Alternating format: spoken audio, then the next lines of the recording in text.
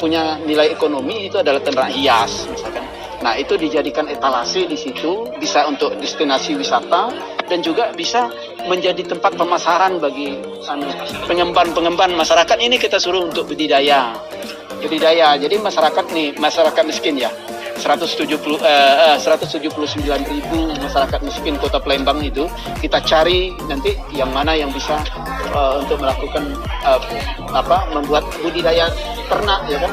Karena kalau bagi saya ya, satu-satunya yang bisa mengentaskan kemiskinan yang tidak membutuhkan lahan, bahan besar masyarakat miskin ini nggak punya lahan. Jadi tempat yang kecil itu adalah ternak. Kenapa? Kalau 10 ekor ternak itu bisa dilepaskan, diliarkan saja, ya kan? Dia tidak perlu butuh lahan, hanya butuh tempat tidurnya, tempat bertelur. Nah itu, jadi ternak unggas, terutama ayam dan itik, ini menjadi alternatif untuk mengentaskan kemiskinan di Sumsel.